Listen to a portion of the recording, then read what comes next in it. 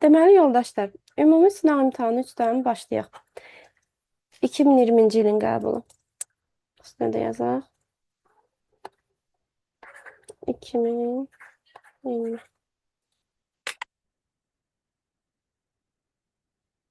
Deməli, 26-cı sual. Kompüterin aparat təminatı dedikdə nə başa düşülür?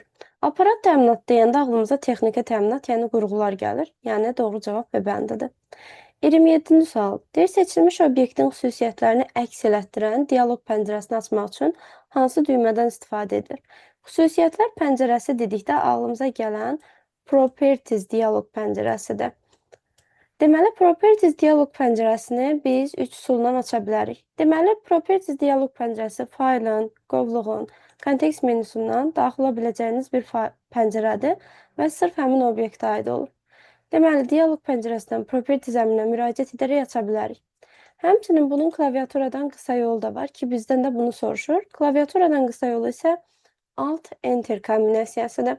Başqa hansı üsuldan açmaq olar? File Explorer'də Command Bar bölməsindən açmaq mümkündür.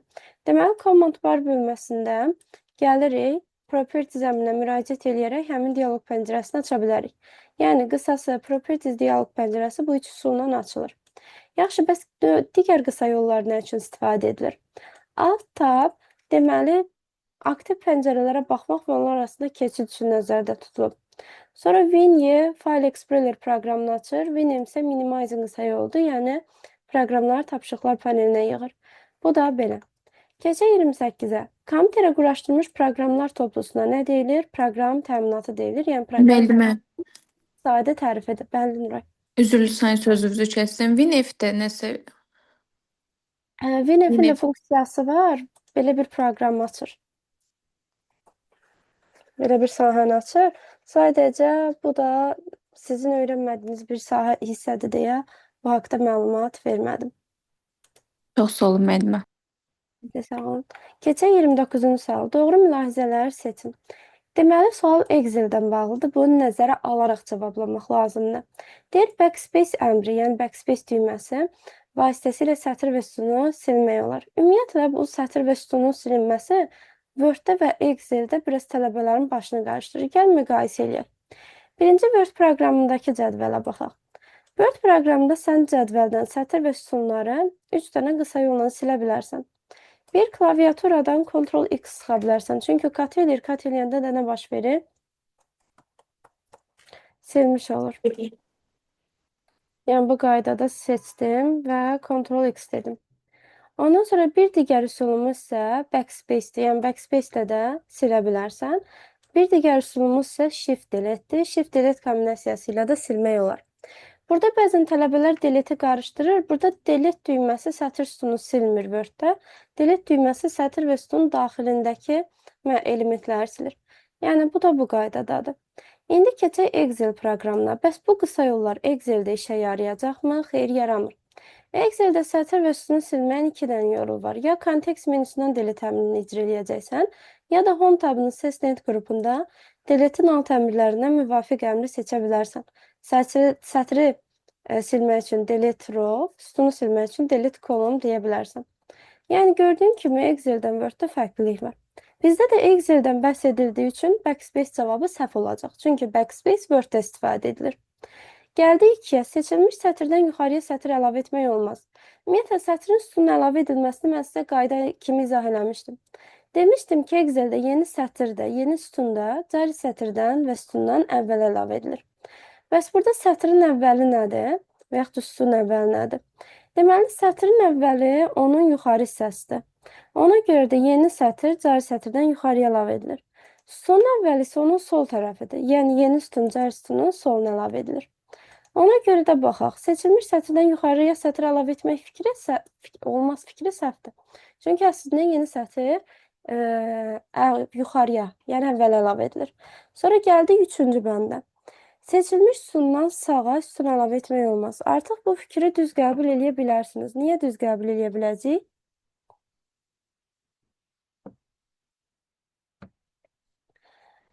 Çünki dedik yeni sütun cari sütundan sol əlavə edilir. Sonra iş vərəqini insert tabından əlavə etmək olar. Bu fikir yanlışdır. Çünki Excel-də sətir, sütun, xana və vərəq Home tabında Assistant qrupundan əlavə edilir. Home tabında Assistant qrupundan da silinir. Yəni ona görə insert olanmaz. Deyir iş vərəqini Home tabından silmək olar. Düzdür. Sətir və sütunu Home tabından gizlətmək olar. Düzdür. Yenə bu işi də siz lent qrupunda icra edə bilərsən. Hide, unhide bölməsindən sətir, sütunu, vərəqi gizlədib göstərə bilərsiniz. Bu qaydada belə izah elədik. Sonra keçək 30-cu suala. Elektron poçt ünvanına daxil olmaq üçün nə tələb olunur? Deməli, öncə istifadəçi adını və həmçinin parol daxil edirsiniz. Burada istifadəçi adına identifikasiya vasitəsi, parola isə autentifikasiya vasitəsi deyilir. Və sizin qəbulda bu identifikasiya və autentifikasiya vasitələri anlayışı da düşə bilər.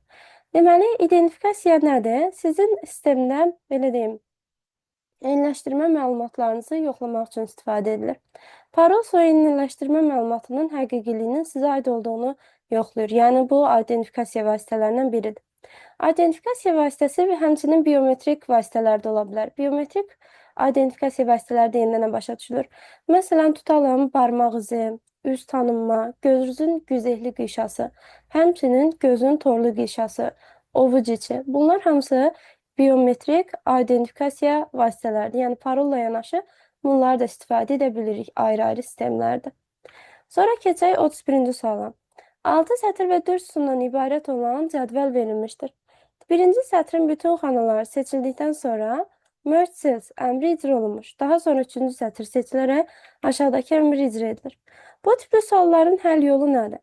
Bu tipli suallarda deməli, öncə şəkil çəkməlisiniz.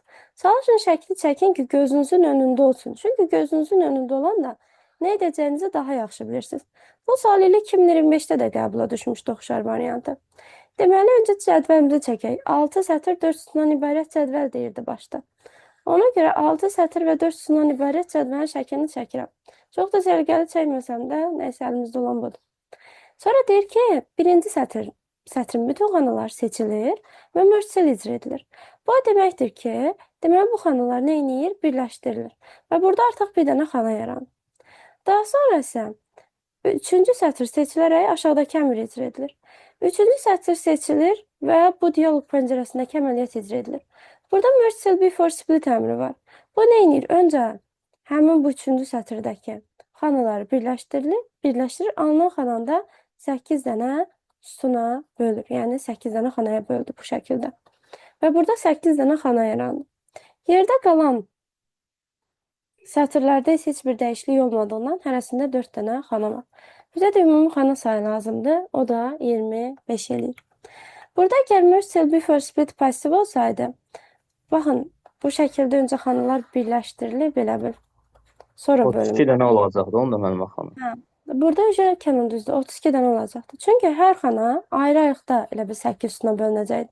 Çünki xanalar birləşdirilmədiyi üçün bu əməliyyat hər xanaya tək-tək tətbiq edilməli olacaqdı. Buradan da bu qədər. Keçək, Müəllimə, bu sualı təkrar deyə bilərsiniz? başdan izah edeyim, Nuray. Bu sonuncu hissəni bir dənə başa düşmədim. Burada dediniz merge cells before aktiv olmasaydı bütün xanalar dediniz bölünəcək. Və məsələn, sırf həmin sətr üçün izah edirəm. Və bu sətri seçin. Merge cell before split passiv seçin. Bu xanaların hər biri, yəni neçə xana görürsən? 4 dənə. Hər bir xana ayrı-ayrılıqda 8 dənə elə bir sütuna bölünəcək. İndi burada çox kiçik deyə bölə bilmirəm. Yaxşı. Hər xana ayrı-ayrılıqda 8 sütuna bölünəcəkdi və hər xananın içində 8 dənə xana yaranacaqdı və ümumi 4 dəfə 8, 32 dənə xana alınacaqdı. Sürüşürəm.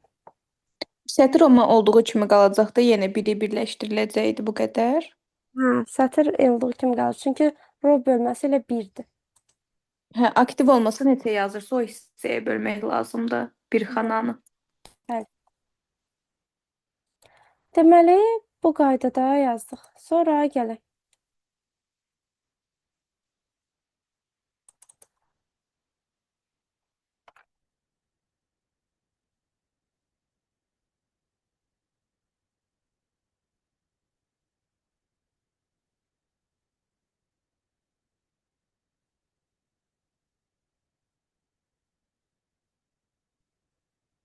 Deməli, keçək 32-ci suala. Deyir ki, RGB rəng sistemində ağ rəngin kodu nədir? Rəng modellərindən bağlı sualdır.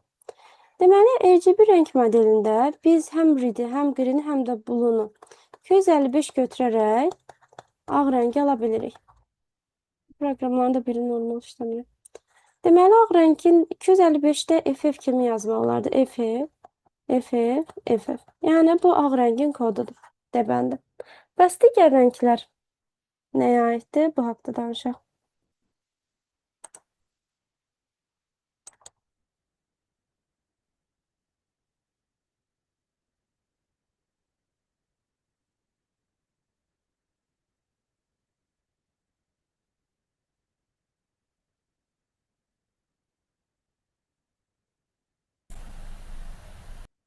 Deməli, uşaqlar, digər rənglərdən birinci A bəndinə baxaq. A bəndində bütün RGB hamısı sıfırdır.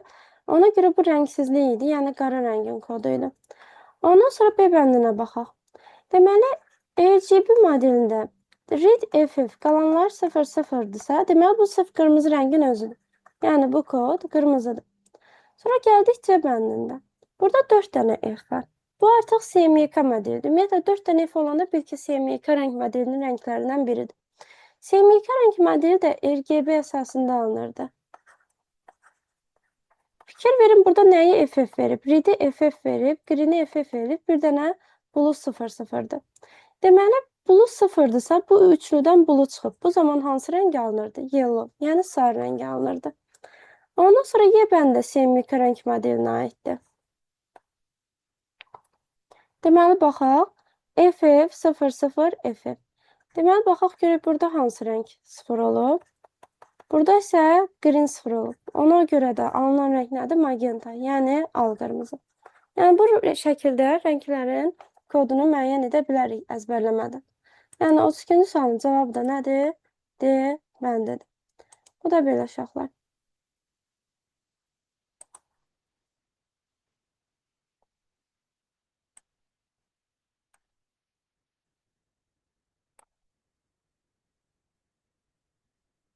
Sonra keçək 33-cü suala.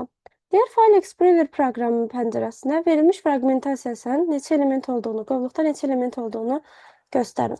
Qovluqdakı elementlərin ümumi sayına biz vəziyyət sətrindən baxırıq. Burada 22 onu göstərir ki, qovluq daxilində 22 dənə element var. Bu elementlər faildə ola bilər, qovluqda ola bilər, qısa yolda ola bilər. Yəni, burada konkret soruşmur ki, qovluğun içindəki qovluqların, faillərinin və ya da qısa yolların sayını tapın. Yəni, biraz sualın şərtinə də diqqətli olun. Yəni, ümumi elementlərin sayı istənir. Yəni, ümumi buradakı elementlərin sayı 22 dənədir. Sonra keçək 34-cü suala. Deyir, 4 dənə mətn sənədi açılmışdır. Açılmış bütün pəncərələrin hamısını eyni anda ekranda görmək üçün. Məsələn, mən gəlin 4 dənə sənəd açdım. Hamısını eyni anda ekranda görmək istəyirəmsə, arrange all əmrini icra edə bilərəm. Baxın bu qaydada. Arrange all əmri də harada yerləşir? View tabının window link qrupundadır. Yəni, aktiv Word fayllarını bir ekranda nizamlamaq üçün istifadə edilir. Bu sual Excel üçün də versəydilər cavab eyni olardı PowerPoint-də. Çünki hər üç Office proqramında bu əmr var. Elə hamısında da view tabındadır. Keçək 35-ə. Kompüterin əsas xarakteristikalarını müəyyən edin. Keçən sınaqda bu sual var idi. Deməli, hesablama dəqiqliyi düzdür. Əmrlər sistemi, yaddaş tutumu, iş etibarlığı düzdür. Burada rəng imkanları printerə aiddir. Ölçü heç birinə aid olmayacaq. Kadrların əks olunma tezliyi isə monitora aid olan bir xarakteristikadır. 36-cı sual da artıq bizə tanışdı. Keçən dəfə bu... Müəllimə, Hə, Səriyə. orada cavab yox idi axı heç. Nətər ki, cavab yox idi. Hə, görməmişəm altını. Müəllimə, Bəli. axşamınız xeyir. Bir də TikTokda görmüşdüm deyəsən, bu sualın yadda saxlanmasının asan bir üsulu var deyəsən. O həqiqimi, hesablama dəqiqliyi, əmrlər sistemi, qiyməti, bir şey Bilirəm, söz etibarlı. şəklində saxlayırlar yadda. Bir də şey var idi. Təmkini idi, nə idi o şey aid idi o da. Prosesora aid idi. Tak tezliyi, əməliyyatların sayı falan belə yadda saxlamaq olurdu. Elə yadında qalırsa, Şamil elə yadında saxlaya bilərsən. Oldu məndə. Sonra keçək 36-cı suala. Şəkildə Windows 11 əməliyyat sistemində aktivləşdirilmiş məsələlər dispetçeri pəncərəsindən bir fraqment verilmişdir. Bu hansı pəncərədir ümumiyyətlə? Task Manager pəncərəsidir. Task Managerə biz keçən dəfə necə daxil olacağımızı, hansı qısa yollarla daxil olacağımızı keçdik. Və bu pəncərədə belə bir sahə var idi, performans. Həmin şəkil buradan verilir. Buradan memory nəyi göstərdi? Əməli yaddaşı. Deməli, məsələn, məndə ümumi əməli yaddaşım 7,8 GB-dır. Burada istifadə edilən nə qədərdir? 5,7 GB. Deməli, bizdən də istəyir ki, əməli yaddaş üçün nə qədərin istifadə olunduğunu müəyyən edin. Nə qədər istifadə edilib bu şəklə əsasən? 6,2 GB. Bunu aşağıda da görə bilərsən. Sonra keçək 37-ci suala. Deyir ki, cari tarixi klaviatura vasitəsilə daxil etmək. Bu da son sualdır. Tarix nədir? Date. Deməli, date sözündən rahatlıqla cəbənini tapa bilərsən. Gəldik 38-ci suala. Deyir ki, W simvolunun ikilik say sistemindəki təsvir kodunu verin. Ümumiyyətlə, bu cədvəldə hansı say sistemində kodu verilib? 16-lıq say sistemindəki kodu verilib. Yəni, qısası 16-lıq say sistemindəki kod 77-dir. Sadəcə səndən istədiyi bunu ikilik say sisteminə çevirməkdir. Yəni, qısası adi say sistemi çevrilməsidir. Deməli, 16-lıqdan ikiliyə də necə keçirdik? Belə bir cədvəl qururduq. Uyğun olaraq rəqəmləri alt-alta yazırdıq. 8, 4, 2, 1 qaydasıyla da bu şəkildə yazırdıq. İndi cədvəli dolduruq. 7-ni almaq üçün 4, 2, 1-i cəmləmək lazımdır. Ona görə 4, 2, 1-in altına 1, istifadə etmədiyimiz rəqəmə 0 yazırıq. Digərində də eyni qayda. Və bunları birləşdirək. Deməli, 7-nin yerində aldım 0, 1, 1, 1, o birisi 7-nin yerində də eyni qaydada. Ola bilər ki, aldığım bu cavabın eynisi olmasın. Çünki biz soldan 0-ı silə bilirik. Soldan 0-ı siləndə cavabı artıq tapa bilirsən ki, nədir? D bəndidir. Gəldik 39-cu. Sondakı sıfırı silməyə icazə var idi, yoxsa? Yox. Kənan, soldan ona görə silə bilirik ki, soldakı 0 ədədin dəyərinə təsir göstərmir. Belə deyim də, aydınlıqdan. 50 ilə 50-nin fərqi var dəyər olaraq. Yox, xeyr. Bəs 50 ilə 500-ün fərqi varmı? Bəli, o. Ay, sol. Deməli, sağa yox, sola artırmaq olar. Və yaxud da soldan artırmaq olar. Tamam. Gəldik 39-a. Oli obyekt sahəsi hansı tip verilənləri yada saxlayır? Ümumiyyətlə, aksesdə hansı sahə tipləri var idi? Number, large number, short text, long text, sonra Oli object, calculate, lookup wizard, attachment, yes, no kimi sahə tipləri var idi. Bir də date type. Deməli, Oli obyekt bəs nə üçün istifadə edilirdi? Oli obyekt hər yerdə eyni mənaya gəlir onsuz da multimedia obyektlərini saxlamaq üçündür. Multimedia obyekti deyəndə şəkil, video, audio tipli məlumatlar nəzərdə tutulur. Yaxşı, deyə bilərsinizmi, bu sahə tiplərindən bəs hansı bir neçə faylı eyni anda saxlaya bilirdi? Simvol tipli deyilmi? Yox, simvolda faylın nə işi var? Akin. Məntiqi tip oldu. Ha, Şəmin? Məntiqi tipli. Məntiqi deyəndə yes, onu nəzərdə tutur, xeyr. Attachment idi. Attachment sayəsində bir neçə faylı eyni anda saxlaya bilərik. Sonra keçək 40. Slayda cədvəl əlavə etmək üçün proqramın hansı tabından istifadə edilir? Deməli, Word-də də, Excel-də də, PowerPoint-də də cədvəl insertdən əlavə edilə bilir. İndi sual PowerPoint-dəndir deyə PowerPoint-ə daxil oldum. Insert-də table length qrupu vasitəsilə sən cədvəl əlavə edə bilərsən. Yaxşı, mənə deyin görüm. Cədvəl əlavə edəndə hansı köməkçi tablar çıxır PowerPoint-də? Design format. Xeyr. Ne? Dizayn layout. Yaxşı, hansı obyektlərdə dizayn format çıxırdı?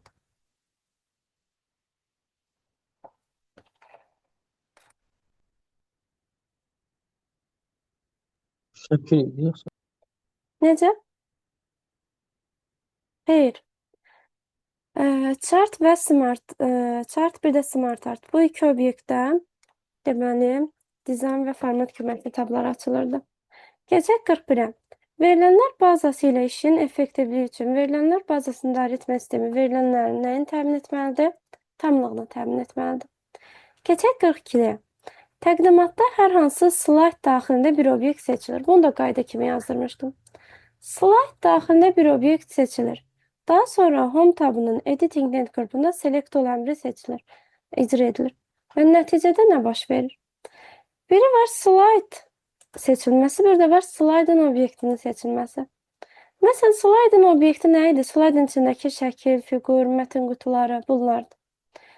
Deməli, mən burada bir dənə mətn qutusunu seçirəm və Ctrl-A, yəni Select All deyirəm. Nə baş verdi?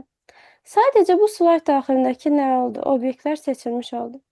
Deməli, Select All-un təyinatı nədir? Əgər hər hansı bir obyekti seçdikdən sonra icra etsə, slide'ın daxilindəki, seçilmiş slide'ın daxilindəki bütün obyektləri seçir. Bəs bu əməliyyatı slaydı seçib etsək nə baş verərdi? Yəni obyektini yox, slaydın özünü. Slaydın özünü seçdikdən sonra Select All icra eləyəndə isə təqdimatdakı bütün slaydlar seçilir. İndi suala baxaq. Bizdə obyektdən söhbət gedirdi deyə seçilmiş slayd daxilindəki bütün obyektlər seçilir cavabını götürəcək. Baxın, çaşdırıcı cavab da var.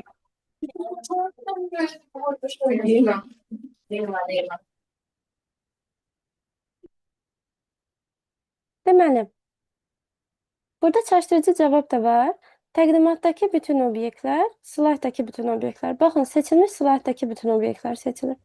Əgər sualda obyekt yox, slayd seçib Select All desəydi, sualın cavabı bənd olacaqdı. Yəni təqdimatdakı bütün slaydlar seçilir olacaqdı. Gəldik 43-ə. Monitor haqqında verilmiş fikirlərdən hansı doğru deyil? Kompüterə VGA portu ilə qoşulur. Düzdür, VGA, DVI, HDMI portları ilə qoşula bilər. AGP PCI monitorun növü deyildi. Bunlar nə idi? Slot idi. Bəs monitorun hansı növləri var idi? Elektron şüa borlu monitorlar, LCD LED və plazma monitorlar var idi. Sonra gəldik C bəndinə. Fərdi kompüterin əsas tərkib hissəsinə aiddir. Düzdür. Fərdi kompüterin 3 dənə əsas tərkib hissəsi var. Sistem bloku, klaviatura və monitor. Bu da monitor da onlardan biridir. Xaric etmə qurğusudur fikri də doğrudur. Həqiqətən də informasiyanı vizual şəkildə əks elətdirir. Diaqonal uzunluğu düyümlərlə ifadə edilir. Bu da düzdür. Deməli, diaqonal uzunluğu deyəndə bu məsafə nəzərdə tutulur. Düyüm də 2,54 cm-dir.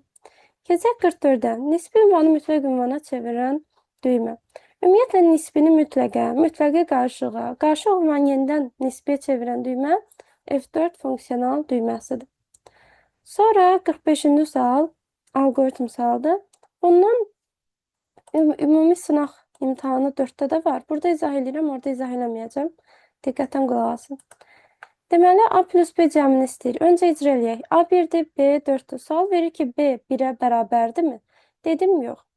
Deməli, icra edirəm. A bərabərdir A vurulsun 10. Yəni 1 vurulsun 10, eləyir 10. B bərabərdir B çıx 1. Yəni B-nin qiymət 4 idi. 4-dən 1-i çıxdım, qaldı neçə?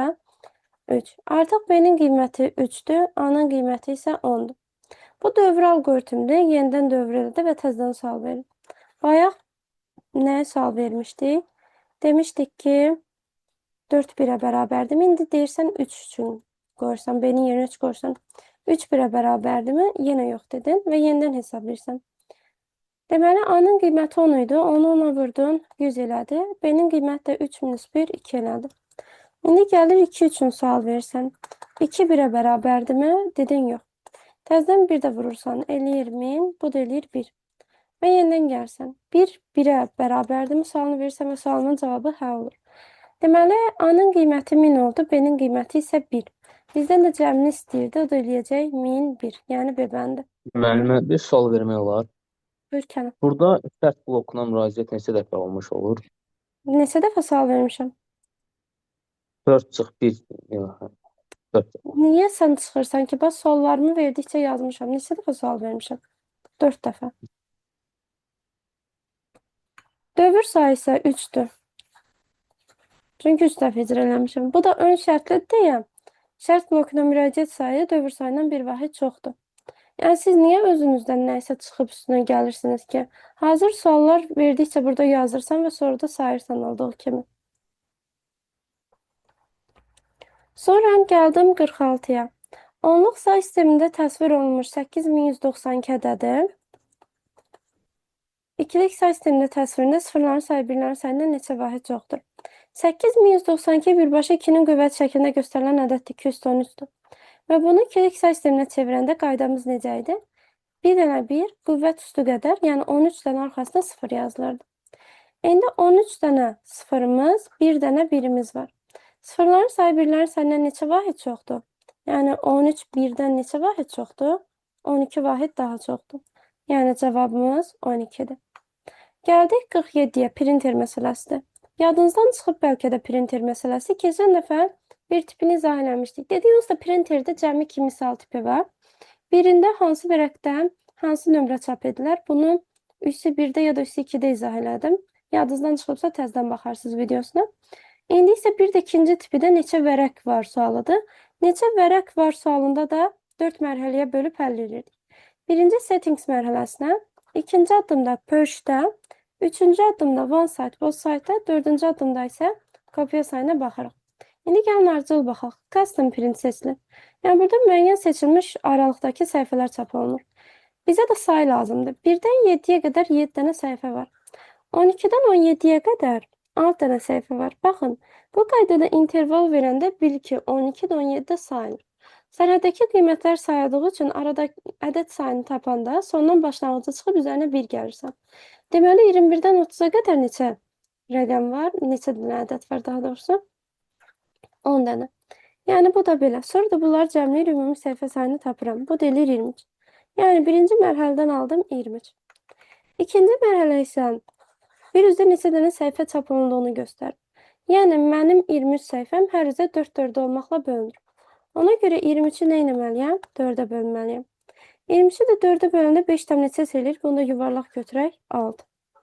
Sonra burada both site seçimi verilir. Both site iki tərəfli çapdır. İki tərəfli çapda da biz bilir ki, 201 vərəqdə çap edilir. Ona görə də üzlərin sayını 2-yə bölürük vərəq sayını tapmaq üçün. Yəni 6-nı 2-yə bölürük. Bu deyilir 3. Yəni ümumilikdə bir nüsxə üçün 3 vərəq lazımdır. Bəs biz neçə kopya çap eləmək istəyirik? 6.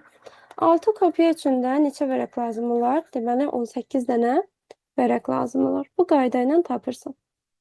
Sonra Müəllimə neçə vərəq deyirsə həmişə o üsulla eləyək sıralamanı. Bəli, Nur. Sonra keçək 28-ci suala. Deyir ki, bu da qəşəng sualdır. Elektron cədvəldə A2, A4 diapazondakı ədədlərin cəmi 16-dır. A2, A4 diapazonda hansı xanalar var? A2, A3 və A4 var. Bunların cəmi 16-dır. Sonra average A1, A4 isə 5-ə bərabərdir. Average nə idi? Bunların ədəd ortasıdır. Yəni A1, üstə gəlsin A2, üstə gəlsin A3, üstə gəlsin A4. Bölünsün, bunlar sayı bərabərdir 5. Deməli, baxın, yuxarıda A2, A3, A4-ün cəmi verilib də, bunu gəlin yerinə qoyaq. Qoyaq 16. Bu zaman nə alıram? A1 üzərinə gəlsin 16, bərabərdir 4 də 5-ə vururam, eləyir 20. Buradan da A1-i tapıram, A1 də 20 çıxılsın 16, yəni 4-ə bərabər. Yəni A1-in yerinə nə yazacağım? 4 yazacağım. Məndən də 4 faktoriyalı istəyir. 4 faktorial da nədir? 1-dən 4-ə qədər ədədlərin hasilidir. Bu da nəyə bərabər olacaq? 24-ə bərabər olacaq. Yəni sualımın cavabı 24 olacaq. Keçək 44. Axı oradan ədəd average. O axı ancaq A1 ilə A4-ə verilməyib. Zələ, bax, burada qoşa nöqtə var. Qoşa nöqtə nə deməkdir? Xanalar qrupu. Yəni A1-dən A4-ə qədər. Hə, bildim. Zələ, sən dediyin nə vaxt olardı bilirsən? A1 vergül A4 və yaxud da A1 nöqtə vergül A4 yazsaydı sən deyən idi. Burada iki xanadan söhbət gedir. Amma qoşa nöqtə diapazon deməkdir. Ona görə diapazon kimi baxacaqsan. Oldu. Sonra keçək 49-a. Şəbəkədə istifadəçilərin birgə istifadə imkanı olmayan resurslar hansılardır? Printerdir, sən də istifadə edirsən, mən də, problem yoxdur. Plotterdir, skanerdir həmçinin. Amma hər kompüterin ayrıca öz prosesor olur. Hər kompüterin ayrıca data kartı, yəni şəbəkə kartı olur. Ona görə də bunlar ortaq deyil. Yəni belə deyim də, mənim kompüterimlə sənin kompüterin eyni prosesor istifadə edə bilməz. Və yaxud da eyni şəbəkə kartını istifadə edə bilməz. Yəni bunlar şəbəkədə ona görə ortaq istifadəsi olmayan resurslardır. Keçək 50-yə. Burada mail, int, org bunlar domenlərdir. Domenlər harada istifadə edilir? DNS ünvanlarında istifadə edilir. Və məsələn nümunə yazaq, dim.gov.az. Və DNS ünvanlar sağdan sola doğru oxunur. AZ burada ən yuxarı səviyyəli domendir, Gov alt domendir, DIM-isə ən aşağı səviyyəli domendir. Və alt domen hansı təşkilata aid olduğunu göstərir ünvanın ki, bizə də həmin alt domenlər verilir. Məsələn, alt domen kimi mil verəndə bilirəm ki, military, yəni hərbi müəssisələrə aid olacaq. Int verəndə həmin hissədə international, yəni beynəlxalq təşkilatlardır. Org isə organization, yəni qeyri-kommersiyadır. Bəs burada kommersiya nədir? Komdur. Şəbəkə agentliyi isə netdir. Network sözündən yadda saxlaya bilərsiniz. Bu da belə uşaqlar. Beləliklə, ümumi sınaq imtahanı 3-ü yekunlaşdırdıq. Yəni 2020-nin qəbulu bu qaydadaydı. İndi bu danışdıqlarımdan nəsə sualınız var? Müəllimə, bir dənə Buyurun. sual var idi orada. Mən onu başa düşmədim. Buyurun. Merge sales-la bağlı idi. Hətta Nuray da bir dəfə soruşdu. Yenə başa Yenə düşmədim. soruşuram. Tamam. Zəhmət olmasa. Deməli, Aysel, bax cədvəl verilib 6 sətir 4 sütundan ibarət. 6 sətir deyildi. 6 sətir 4 sütundan ibarət cədvəldir. Bu qaydada. Deyir, birinci sətir seçilir və merge cell icra edilir. Yəni, xanalar birləşdirilir. Sonra üçüncü sətir seçilir və aşağıdakı dialoq pəncərəsindəki əməliyyat icra edilir. Fikir verirsən, Ayşə, burada merge cell before split aktivdir. Bu zaman nə baş verir? O zaman elə bil həmin bu üçüncü sətirdəki 4 dənə xana var ha. Bu 4 dənə xana, indi ayrıca şəklini çəkirəm. Bu xanalar öncə birləşdirir. Zaten merge cell before split nədir? Bölmədən öncə birləşdirir. Düzdürmü? Sonra alınan o xana burada qeyd edilən sətir sütun sayı əsasında bölünür. Yəni kolum 8, yəni şaqili istiqamətdə deyir 8 dənə sütuna böl. Və nəticədə neçə xana alındı həmin sətirdə? 8 dənə. Razısanmı burada? Bəli. Okay. Əgər burada merge cell before split pasiv olsaydı, gəlin birdən aktiv olanda bax belə olur. İndi pasiv olan hala baxaq.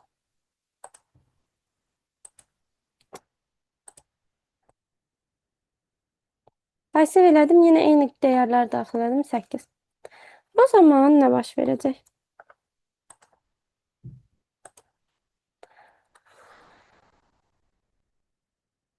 Həmin bu sətirdə olan 4 dənə xana yoxdur. Hər biri ayrı-ayrılıqda 8 sütuna bölünür. Yəni götürəcək birinci xananı da 8 sütuna böləcək. Həm ikinci xananı da 8 sütuna, üçüncünü də dördüncünü də. Yəni hamısını 8 sütuna böləcək. Yəni Aydındır müəllimə, çox sağ olun. sənə sağ ol. Və nəticədə hər xananın içərisində 8 dənə xana olacaq və bu sətirdə artıq 32 xana yaranmış olacaq. Müəllim, onda sətri də silməyəcək xətlərini eləcə birləşdirmək olur. Sən sətri silmək yerinə nəyi nəzərdə tutursan, Aynura? İçindəki xətləri deyirəm müəllimə. İçindəki xətt varmı? Sətrin içində xətt mi olur ümumiyyətlə? Bu sütunlara bölməyi deyirəm müəllimə. Orada yazılı bir sıra. Budur da sütun. Ey sətr. Hə, birincini deyirəm müəllimə. Bura bomboş oldu. Hə, orada buna sadəcə merge cell tətbiq edildi. Merge cell nədir? Xanaları birləşdir deməkdir. Yəni həmin sətrin bütün xanaları birləşdirib bir xana alındı orada. Yaxşı müəllimə. Sən Yəni o prosta xətləri hansı silir də, müəllimə onu nəzərdə tutur əslində. Nəyi? İçindəki sətrin içindəki o xətlər var ya, sütunlar müəllimə. Onların silinməsini nəzərdə tutur.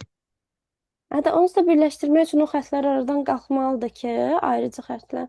Orada bir dənə xana yaransın. Sonra keçək ümumi sınav imtahanı 4-ü.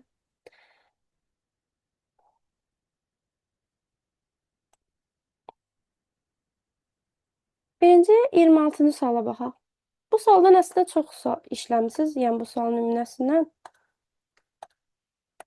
Deməli, deyir ki, informasiya kompüterə yazılması üçün verilənlər 75% sıxılaraq kodlaşdırılır və daha sonra ötürülür. Deməli, bu olsun informasiyanın ilkin həcmi. Sonra isə sən bunu ötürmək üçün nə edirsən? Azaldırsan. Nə qədər? 75% qədər azaldırsan. Və daha sonra bunu şəbəkə xətti ilə ötürürsən və ötürmə sürəti isə 64 megabit bölünsün saniyədir. Səndən istədiyi isə ötürmə prosesinə, yəni bu prosesə nə qədər vaxt sərf edildiydi, yəni neçə saniyə sərf edildiydi. İndi görək bizə nə verilib? Deyir, əgər ilkin həcm 800 megabayt olsa, yəni başlanğıc həcm 800 megabayt. Amma ötürüləndə nə qədər olur, bunu bilmirəm. Bunun üçün də bu faizi nəzərə alaraq hesablayıram.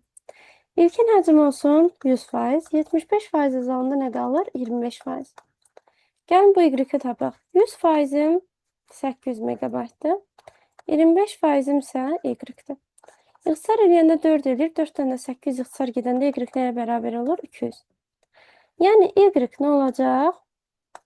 Yəni ötürülən nə qədərdir? 200 megabayt. İndi deyək nə qədər vaxt ötürər? Bunun üçün də ötürmə sürətinə baxacağam. Ötürmə sürəti görürsən ki, megabitlə verilib. Ona görə də sən sadələşdirmək üçün 64 megabiti megabayta çevirəcəksən. Çünki ötürdüyün informasiyanın həcmi megabaytla verilib. Megalar eynidir, sadəcə bitdən bayta keçirəm. Bu zaman da 8-ə bölürəm. O deyilir 8 megabayt. Yəni ötürmə sürətini belə yazacağım. 8 megabayt bölünsün saniyə. İndi deməli şəbəkəm 1 saniyədə 8 megabayt ötürür. Bəs nə qədər vaxtda 200 megabayt ötürər? Bunu tapıram. Yəni x-i tapıram. Buradan da x nəyə bərabər olacaq? 200 bölünsün 8 daha doğrusu o da eləyir 25. Yəni 25 saniyə vaxt sərf ediləcək. Ən sualımın cavabı ona görə D bəndidir. Başa Bəli, mən düşdünüz? Bəli. bir də siz başa salanda videolarda dediniz 800 vurulsun, 800 çıxsın, 75 bölünsün 100 faizini tapanda elə də eləmək olar, yoxsa çox olanda belə tənəzzül? 800 çıxılsın, 800 vurulsun 75 bölünsün 100. Hə, elə də tapa bilərsən. Eyni cavab alınacaq. Hə, belə tənasüb şəklində də eləmək olar da digərlərini. Bəli, Bir də daha bəli. rahat, yəni o cürə soruşdum. Tamam, sənə hansı rahatsa onu başa düşə bilərsən, yəni həll edə bilərsən. Gəldik 27-ci suala. Deyir, 16-lıq say sistemində verilmiş 3 rəqəmli ədəd yaddaşdan silinərək 8-lik say sistemində neçə rəqəmli ədəd yazılır? 16-lıq say sistemində bir rəqəmin həcmi nəyə bərabərdir? 4 bit. Müəllimə, Bəli, bir sual versəm olar bu suala keçməmiş. bəli, E, Elnur. 26-da biz əgər saniyəni özü verməyibsə, biz o 8-ə bərabər yazıcı 1 saniyə. O bu saniyə həmişə 1 olur, əgər saniyəni verməyibsə, 2-3 saniyə demirsə. Zaten biz o 2-3 saniyəni bilmirik deyə aşağıya x yazdıq. Sürətə görə bilirsən ki, 8 megabayt bölünsün saniyə nə deməkdir? Yəni 1 saniyədə ötürə bilən informasiya 8 megabaytdır. Hə, bildim. Yəni Tamam. sürətin açılışı odur. Yəni sürətin açılışı odur ki, yəni tutalım maşın 60 kilometr bölünsün saat sürətlə hərəkət edir nə deməkdir sənin üçün? Yəni bu maşın 1 saatda 60 kilometr məsafə qət edir. Bildim müəllimə. Çox sağ ol. İndi bu da 1 də avtomatik olaraq oradan gəlir. Başa düşdüm. Tamam. Deməli, bir rəqəm 4 bitdir. Mənə isə neçə rəqəmli ədəd deyilir? 3 rəqəmli ədəd deyilir. 3 rəqəmli ədədsə nə qədər yer tutar? 3 dəfə 4, 12 bit. İndi mənə dediyi odur ki, bu 12 bit sahəyə 8-lik say sistemi neçə dənə rəqəm yazılır? İndi gəlin bu ifadəni 8-lik say sistemi üçün yazaq. 8-lik say sistemində bu 16-lıq idi. İndi isə yazıram 8-lik say sistemi üçün. Deməli, 8-lik say sistemində bir rəqəmin tutumu 3 bitdir. Bəs mən neçə dənə rəqəm götürsəm, 12 bit sahəyə yerləşər. Burada da x nəyə bərabər olar? 12 bölünsün 3, yəni 4 rəqəm. Deməli, 8-lik say sistemi 4 dənə rəqəmi 12 bit yer tutur. Yəni, sualımın cavabı ona görə də B bəndidir. Sonra keçək 28-ci suala. Deyir ki, element bazasına əsasən elektron hesablama vasitələrinin inkişaf tendensiyası ardıcıllığını göstərin. İntegral sxemlər neçənci nəsildir? 3-cü nəsildir. Elektron lampalar 1-dir. Böyük və çox böyük integral sxemlər 4-cü nəsildir. Diod və tranzistorlar isə 2-ci nəsildir. İndi ardıcıllığı görürsən. Nə yazacağım? 1-ci nəsil. Yəni nömrələrini yazıram. 2, 4, 1, 3. Yəni ardıcıllıq bu şəkildə olacaq. 2. Burada cavabda yoxdur. 2, 4. Ha, var. Bilmədim. Sonra keçə 29. Bu keçən sınavda təkrarlanmışdı. Skanerdir, daxil etmədir. İdarə etmə pultu. Ondan sonra idarə etmə pultunu ümumiyyətlə biz periferiyada ayrıca öyrəndik. Ona görə heç birinə aid etməyəcək. Çünki periferiya qurğularında giriş çıxış, yəni daxil etmə, xaric etmə ayrı idi. İdarə etmə pultu ayrı. Həmçinin daxili xarici yadaş qurğuları da ayrı verilmişdi. Ona görə idarə etmə pultunu bura aid eləməyəcəksən. Sonra sistem interfeysi, bu da aid deyil. Plotter xaric etmə qurğusudur. Ondan sonra printer xaric etmə qurğusudur. Ana platada ümumiyyətlə aid edilmir. Prosesorda ümumiyyətlə daxil etmə, xaric etməyə aid edilmir. Bu da belə. Sonra keçək 30-cu suala. Deməli, deyir ki, algoritmdəki addımlar və onları təşkil edən əməliyyatlar sonlu sayda olmalıdır. Deməli, bu nəticəvilik xassəsidir. Ondan sonra müəyyən məsələnin həlli üçün tərtib olunmuş algoritm həmin sinifdə olan bütün məsələləri həll edə bilməlidir. Demək, kütləvilik xassəsindən söhbət gedib. Məsələnin həllinin yerinə yetirilmə algoritmi ayrı-ayrı əməliyyatlara bölünür. Yəni, algoritm ayrı-ayrı sayda addımlardan ibarətdir. Bu, diskretlik xassəsidir. Algoritm ilə təsvir olunur ki, bütün mütəxəssislər istifadə edə bilsin. Bu da kütləvilik xassəsinə aiddir. Algoritm hər bir addımı qəti və birmənalı olmalıdır. Bu isə müəyyənlik xassəsidir. Bu da belə. Sonra gəldik 31-ci sual bayaq izah elədiyimlə eyni tipli keçirəm 32. İnstrumental proqram təminatına aid olan proqramlaşdırma vasitələrini seçin. Case texnologiyası aiddir. Mürəkkəb informasiya sistemlərinin yaradılmasına istifadə edilir. Antivirus sistemdir. Kompilyator bura aiddir. Kompilyator nə üçün istifadə edilir? Aşağılar. Müəllim, elə ki, komple ümumilikdə çevirmək üçün də Nəyə çevirir? Source kodu maşın dilinə çevir. kodlarla mən kodları çevirir. Ümumilikdə çevirir. Kodları, ilkin proqramın kodlarını, proqramlaşdırma dilindəki kodları maşın kodlarına çevirir. Sonra arxivator sistemdir. Interpretator bəs necə çevirir? O hissə çevirir. Tək çevir. Bəli. Əməliyyat örtükləri sistemdir. Translatorda elə kompilyator, interpretator bir yerdə translator adlanır. Elektron cədvəllər də tətbiqi proqramına çıxdı. Sonra uşaqlar, bu da oldu belə. Keçək 33-cü suala. Deməli, qovluqların hiyerarxik strukturu verilmişdir. Pinexe faylının tam adı istəyir. Pinexe faylını tapıram.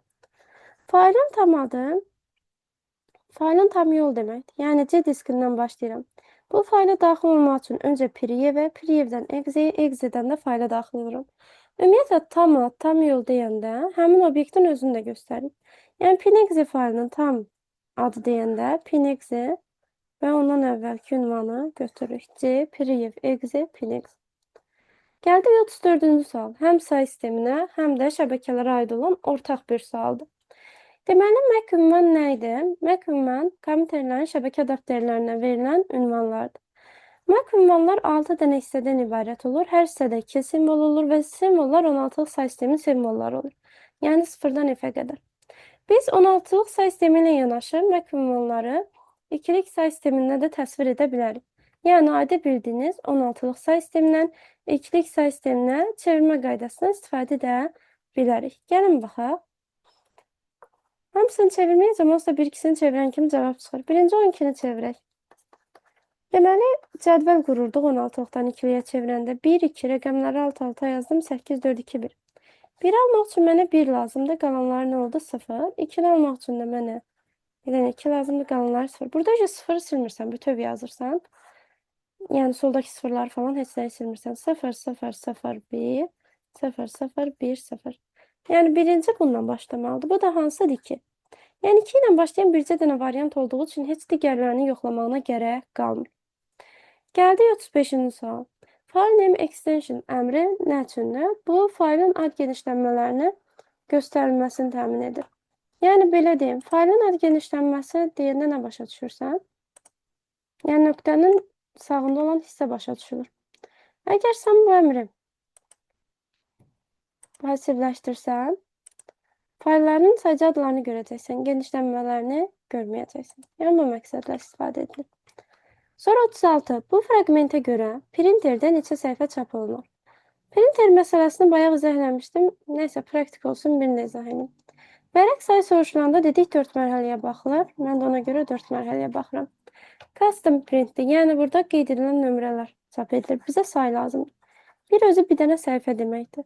3-dən 5-ə 3 dənə səhifə var. 7-dən 12-yə isə 6 dənə səhifə var. Ümumi olur 10 dənə səhifə. Sonra gəldik. Hər üzdə neçə çap edilir? 1 elə 10 olduğu kimi qalır. Necə çapılır? One side bir üzdür. Yenə 10 olduğu kimi qalır. Kopya sayı da 3-dür. Onu da 3-ə vursan neçə eləyəcək? 30. Yəni bu qayda ilə tapırsan.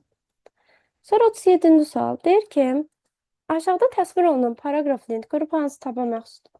Biz Müəllimə bilirik üzr ki, təzədən izah eləyər bizdə. Mümkün. necə Ayxan? 36-cı sualı bir dənə zəhmət olmasa təzədən izah eləyər bizdə.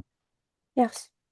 Deməli, burada Ayxan custom print deyir. Custom printdə nömrələr qeyd edilmiş səhifələr çap edilir. Bir dənə səhifə deməkdir. 3-dən 5-ə 3, 4, 5. 3 dənə səhifə deməkdir. 7-dən 12-yə 7, 8, 9, 10, 11, 12. 6 dənə səhifə deməkdir. Ümumi oldu Ayxan 10 dənə səhifə. Sonra pörşdə 1-dir. Yəni bir üzdə bir səhifə çap edilir. Deməli 10 səhifə 10 dənə ayrı üzdə çap ediləcək. Sonra one side-dir. One side bir tərəfli çapdır. Yəni 10 dənə ayrı üz, 10 dənə ayrı vərəqdə çap ediləcək.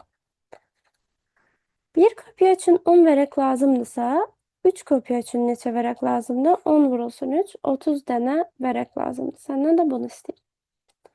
Gəldik 37-yə. Paragraf lent qrupu home tabında və layout tabında yerləşən bir qrupdur. Sadəcə home-da görürsünüz daha çox əmr özündə yerini saxlayırdı. Amma layout da sadəcə məsafə ilə bağlı düzənə təsir göstərən 4 dənə əmr. Sağ, sol, yuxarı və aşağı boşluq məsafəsini təmin edən əmrlər yer alırdı. Bizdə də çoxlu əmrlər olan variantı verilib, ona görə nədir? Home-dur.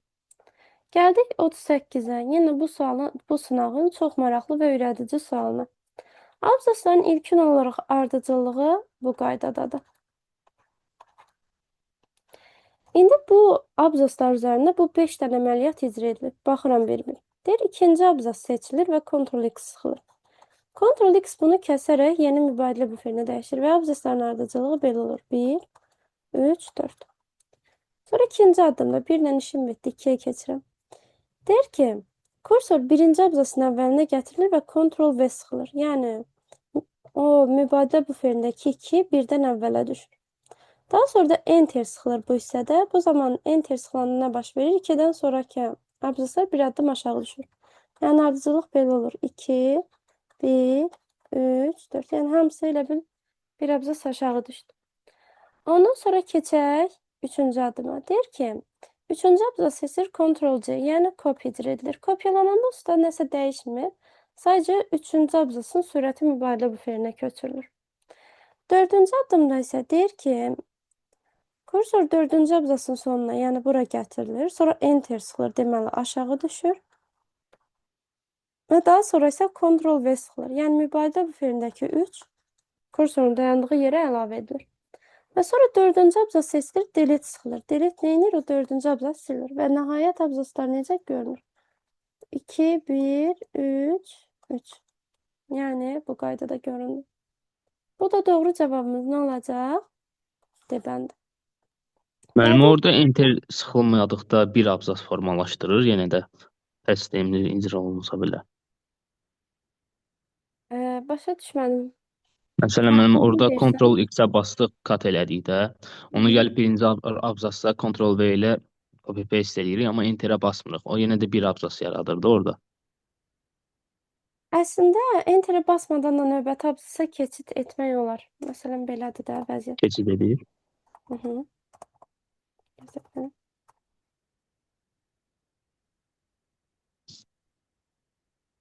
Məsələn, elə bil 3-ü kəsdim, kat elədim. Daha sonra birinci abzasın əvvəlinə gətirirəm. Ctrl-V deyəndə avtomatik onsuz da düşür. Prosto düşməyə də bilər. Ona görə hər ehtimal enter deyir. Aydındır müəllimə, çox sağ olun. Sən də sağ ol.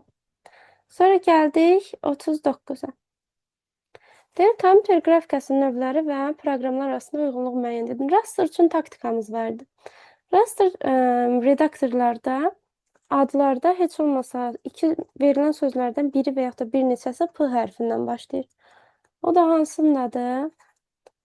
B-dir də. Yəni birə B-də olduğunu tapan olsa, digərləri tapmaq asan olur.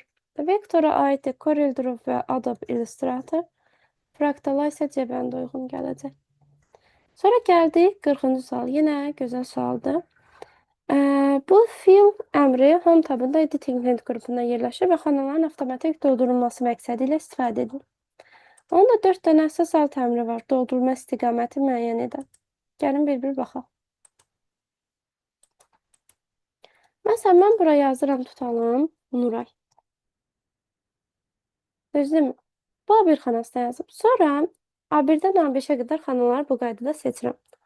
Və editingdə down əmrini icra edirəm. Down nə edir? Yuxarıdan aşağıya doğru doldurma edir. Bəs necə doldurur? Bu seçilmiş xanalardan yuxarıda verilmiş xana əsasında yerdə qalan xanalar, digər seçilən xanalar doldurulur. Bizdən də soruşduğu odur ki, seçilmiş xanalar hansı verilənlər əsasında doldurulacaq? Həmin o seçilən diapazonda yuxarı xanaya daxil edilən verilən nədirsə, onun əsasında doldurulur. Yəni, yuxarıya daxil edilmiş verilənlər əsasında. Sonra gəldik 41-ci suala. Deyir ki, şəkildəki diaqramı qurmaq üçün ilk növbədə cədvəldən hansı diapazonu seçmək lazımdır?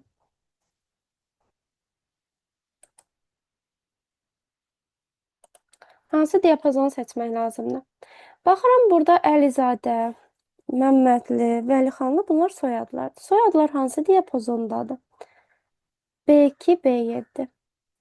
Aha, gəldik ədədlər. Ədədlər 0-10 aralığındadır. Bu hansı diapazona uyğun gəlir? Qiymət diapazonuna uyğun gəlir, düzdürmü? Bax, 9, sonra 7 gəlib, o daha aşağıdadır, sonra 6, sonra qalxıb 8-ə, yəni bu qaydadır. Ona görə qiymətə uyğun gəlir. Qiymət hansı diapazondadır? Y2, Y7. Deməli, 2 diapazona uyğundur. B2, B7, Y2, Y7 diapazona uyğun qurulur. Sonra gəldik 42-ci sual. Kontekstual, yəni köməkçi tabları müəyyən edin. Deməli, uşaqlar, köməkçi tablarımız Home tabı əsas tabdır, Layout köməkçi tabdır. Nə vaxt ortaya çıxırdı? Cədvəl əlavə eləyəndə.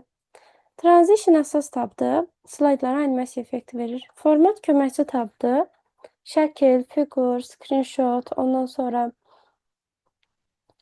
smart art, chart, bunları əlavə eləyəndə çıxan köməkçi tabdır.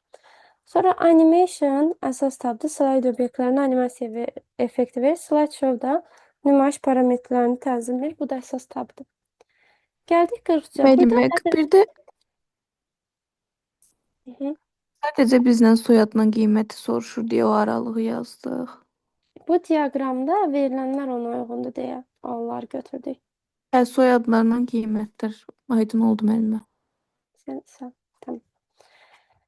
Gəldik 43-ə. 43-də ədədlərlə işləməyəcəksiniz. Adi bildiyiniz çoxluqların düsturudur. Bunu da axtarış sistemləri üçün öyrənmişdik. Dedik ki, birləşmə nəyə bərabərdir? A birləşdirmə. A üzərinə gəlsin B, çıxılsın A, kəssin B. İndi ona uyğun variant hansıdır?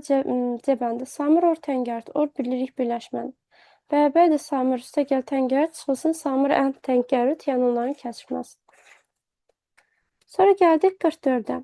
Yaddaşın müəyyən hissəsində ümumi ad altında saxlanılan verilənlər yığımına fail deyilir. Yaxşı, deyə bilərsinizmi? Müəyyən meyara görə birləşən faillər qrupuna nə deyilir? Qovulur. Yaxşı, düzdür.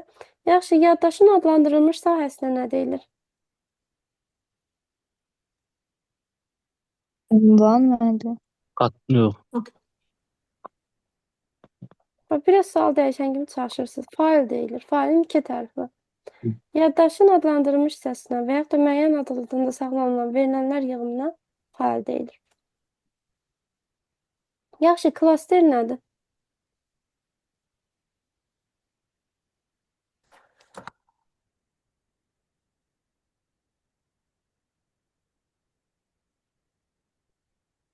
Nə saxlanılır klasterdə?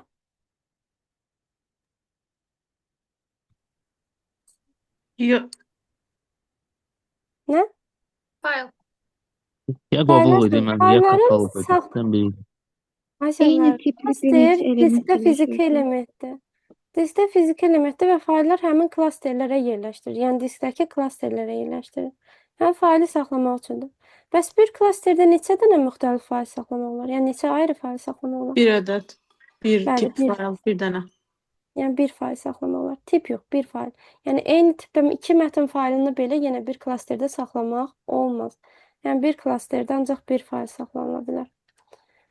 Bu da belə. Bir blok. Sonra gəldik 45-ci suala. Deyir ki, səhifəyə nömrənin yerləşdirilməsi imkanı hansı lent qrupuna və lent tabına aiddir? Deməli, səhifəyə nömrələr insertdən əlavə edilir və insertdə header and footer lent qrupundakı page number əmri vasitəsilə veriləcək. Yəni BBN-dən. Sonra gəldik 46-ya. Əsas baza şəbəkə topologiyaları. Əsas topologiyalar şin, halqa və ulduzdur. Yerdə qalan topologiyalar bu topologiyalar əsasına qurulanlardır. Sonra gəldik 47-yə, sorğu sualıdır. Deməli, not demişdik ki, ümumi ifadələrə birbaşa təsir göstərmir. Öncə sadələşdirir, sonra tətbiq edirəm. Deməli, 165-dən kiçik olanlar. Boyu 165-dən kiçik olanlar hansılarda gəlir tapıram? Bir dənə 6-dır. Or birləşmədir. 175-dən böyük olanlarsa 2 ilə 4-dür. Not hələ ki olduğu kimi qalır. Bunlar birləşəndə alınır 2, 4, 6. Not isə bu 2, 4, 6-nı inkar edir, yerdə qalanları götürür. Yəni 1, 3, 5, 7, 8. Bu qaydada. Sonra gəldik 48-ə. Yenə maraqlı suallardan biridir.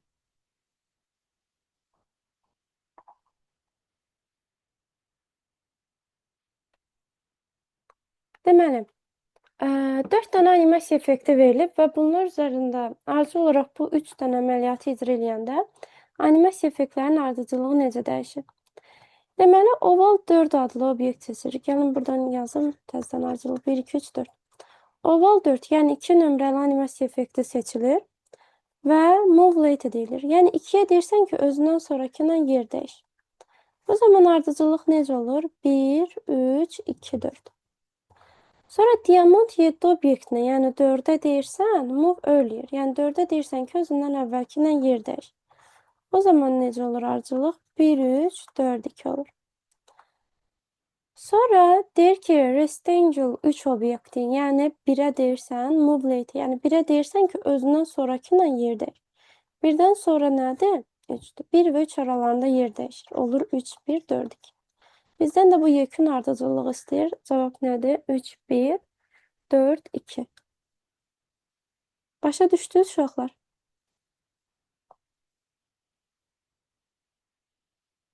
Bəli, müəllim, aydın. Tamam. 49 bayaq yazdığım çoxluqların düsturundan da yazıla bilər. Euler-Venn diaqramından da yazıla bilər. Deməli, düsturumuz nə idi? Birləşmə bərabərdir. 2100 üzərinə gəlsin. Qərənfili bilmirəm, x çıxılsın onların kəsməsi, yəni 1300. Belə də tapa bilərsən x-i. Və yaxud da Euler-Venn-lə də tapa bilərik. Bir olsun çoxluğun güllər, bir olsun qərənfillər. Bu olsun güllər, bu olsun qərənfillər. Deməli, gülla qərənfilin kəsişməsi, yəni bu kəsişən isə 1300-dür. Deməli, qərənfil bütövlükdə nədir? Hara getdi? Hə, bilmirəm, x-də. Gül bütövlükdə nədir? 2100-dür. Gül 2100-dürsə, bu qərənfilin gülla kəsişməyən bu kənarda qalan hissəsini necə tapıram? Ümumi birləşmə 3600-dür. 3600-dən 2100-ü çıxaram, qalar 1500. Yəni, qərənfilin bu kəsişməyən hissəsi olar 1500. Mənə də bütöv qərənfil lazımdır. Bütöv qərənfil də nədir? 1300 də gəlsin 1500, yəni 2800. Yəni, bu qaydada da Euler-Venn-lə də tapmaq olar düstursuz. Gəldik 50-ci suala. Deməli, slides length qrupu həm home-da, həm də insert-da var. Necə bəs fərqləndirəcəm? Home-dakı slides length qrupunda əlavə olaraq layout, reset, section əmrləri var. Amma insert-dəki slides length qrupunda sadəcə new slide əmri yer alır. Yəni, bu qaydada fərqlənir. İndi bizdə də görürsünüz, layout, reset, section olan əmrlər var. Ona görə cavab nə uyğundur? Home. Table dedik harda olur insertdə. Temalar isə harda olur? Deməli, dizaynda. Dizaynla tətbiq edilir. Yaxşı uşaqlar, tətbiq edilən temanın, yəni mövzunun adı pəncərənin hansı hissəsində görünürdü? Aşağıda sol hissədə taskbardadır.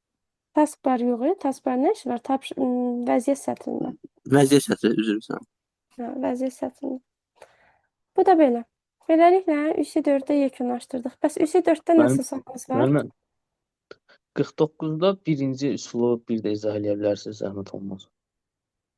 Birinci üsul düstur üsuluydu. Bax, A or B bərabərdir. A üzərinə gəlsin B, çıxılsın A and B. Yerinə qoyub yazırsan. Aydın. Tamam. A ilə B-nin birləşməsi çıxılsın, yəni A ilə B-nin kəsişməsi. Aynura yerinə qoysan da A birləşsin B nədir? 3600-dür qoydun yerinə. Bərabərdir A, B ayrı-ayrı çoxluq deməkdir. Güllər 2100-dür. B-nin yəni ikinci çoxluq qərənfili bilmirəm X. And isə kəsişmədir 1300. Nə varsa yerinə qoyursan. 2100-dən 1300-ü çıxırsan. Çünki aralarında çıxma var da bu çıxma işarəsinə görə. Aldığın cavab 3600-dən də aldığın cavabı çıxırsan, cavab çıxır. Yəni 800 alınır, 3600-dən də 800 çıxanda x eləyir 2800. Beləcə tapırsınız. Müəllimə bir şey soruşa bilərəm. Buyur Sərvan. Müəllimə vərəqi biraz yuxarı qaldıra bilərik zəhmət olmasa. Bəli, mən bu 44-cü sualda faillə qovluğun fərqi nədir ki? Bax Sərvan, məsələn bir qrup, məsələn Sumqayıtın 2100 dərs qrupunu götürək, düzdürmü? Elə sənin olduğun qrupu.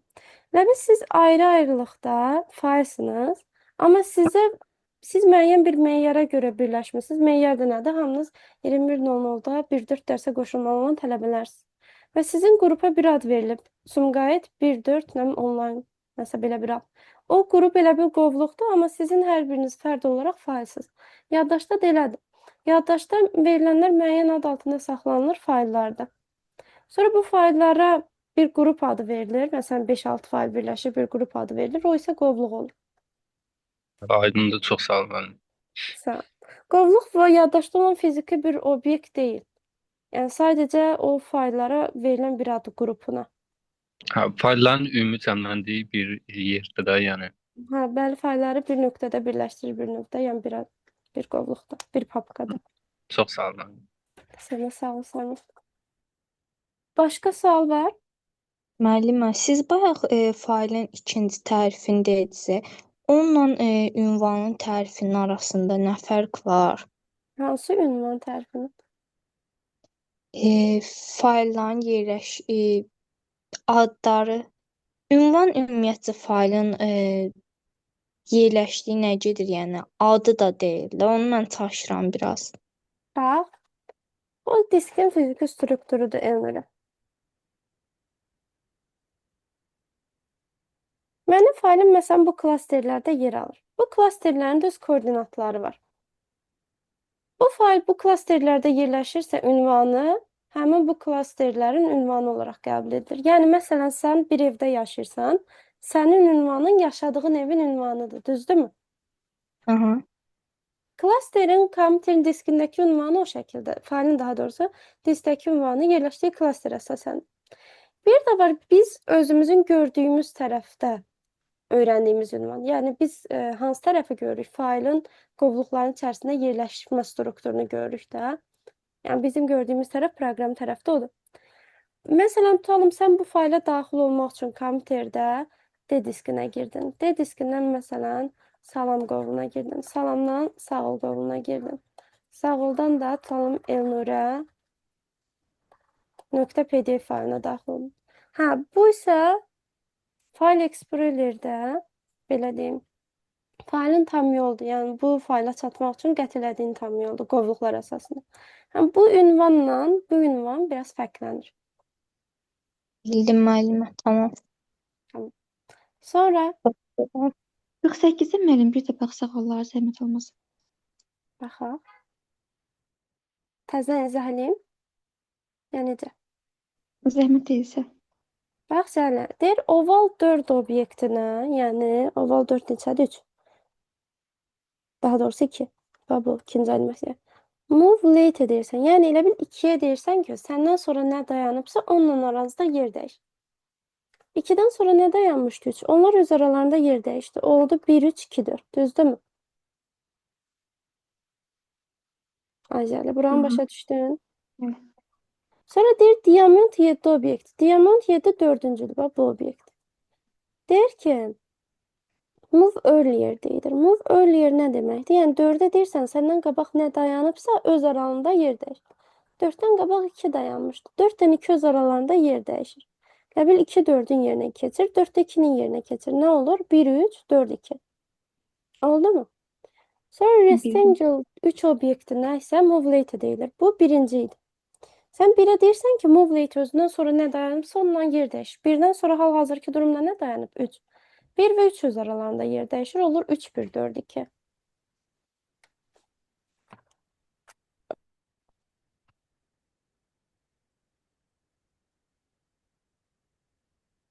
Başa düşdün Ajən? Bəli, bildim. Sağ olun. Uşaqlar, rekordu dayandırıram işlərim. Müəllimə, 48-də